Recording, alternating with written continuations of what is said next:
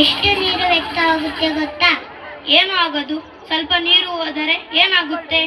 ಸ್ವಲ್ಪ ಅಲ್ಲಪ್ಪ, ಹಲ್ಲು ಉಜ್ಜುವಾಗ ನಲ್ಲಿಗೆ ಆನ್ ಮಾಡಿ ಬಿಟ್ಟರೆ 2 ರಿಂದ 3 ಲೀಟರ್ ನೀರು ವ್ಯರ್ಥವಾಗುತ್ತೆ. ಅಯ್ಯೋ, ನೀರು ಮುಗಿಯುತ್ತಾ? ಮನೇಲಿ ಟ್ಯಾಂಕ್ ತುಂಬಾ ನೀರಿದೆ ಅಲ್ಲ. ನೀನು ಬಗ್ಗೆ ಯೋಚಿಸ್ತಾ ಇರೋದು ಡೇಂಜರ್. ನಾನು ಹೇಳೋದೇ ಹೇಳಿದ್ದೇನೆ. ಮತ್ತೆ ರಾಘವ ನೀರು ವೇಸ್ಟ್ ಮಾಡುತ್ತಿರುತ್ತಾನೆ. ಹೀಗೆ ಕೇಳುವಳು, ಸರ್ ಏನಿದು, ಇಷ್ಟೊಂದು ನೀರು ಬಳಸಿ ಸೈಕಲ್ ಚಲಾಯಿಸಿದ್ದೀರಾ?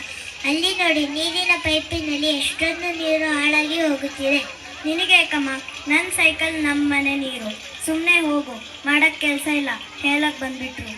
ಸರ್, ನೀವು ಹೀಗೆ ನೀರು ಹಾಳು ಮಾಡಿದರೆ ಮುಂದೊಂದಿನ ಸಮಸ್ಯೆ ಬರುತ್ತೆ. ದಿನಂತೆ ಬೆಳಗ್ಗೆ ಬೆಲ್ ಆಗಿ ತರಗತಿ ಮುಂದುವರಿಯುವುದು. Good morning children. Good morning sir. ಇಂದಿನ ಪಾಠವನ್ನು ಶುರು ಮಾಡೋಣ. Okay sir. ಇಂದಿನ ಪಾಠ ನೀರಿನ ಬಗ್ಗೆ. ನೀರು ಉಳಿಸಲು ನಮ್ಮೆಲ್ಲರ ಕರ್ತವ್ಯ. ಇದರ ಬಗ್ಗೆ ತಿಳಿದುಕೊಳ್ಳೋಣ. Okay sir. ಕೆಳಗೆಟ್ಟಿನ್ ಸರ್. ಯಾಕಮ್ಮ ಇಷ್ಟು ಲೇಟು? ನಮ್ಮ ಬೀದಿಯಲ್ಲಿ ನೀರು ಬಿಟ್ಟಿರಲಿಲ್ಲ, ಅದಕ್ಕೆ ಲೇಟ್ ಆಯಿತು ಸರ್. ನೋಡಿ ಮಕ್ಕಳೇ, ಇದೇ ನೀರಿನ ಸಮಸ್ಯೆ.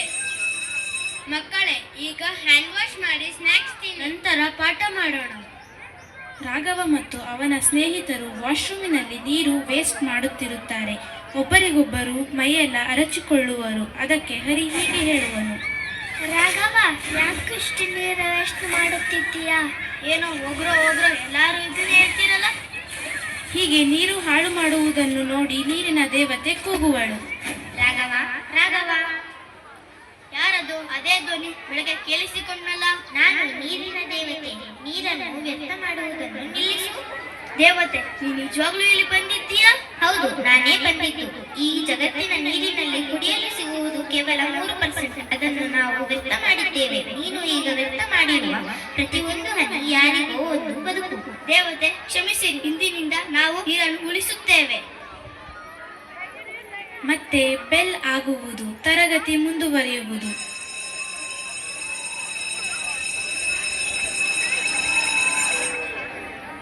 ಮಕ್ಕಳೇ, ನೀರು ಉಳಿಸಲು ನೀವೇನು ಸಲಹೆ ಕೊಡುವಿರಿ? ಹಲ್ಲು ಉಜ್ಜುವಾಗ ನಲ್ಲಿ ಮುಚ್ಚಬೇಕು.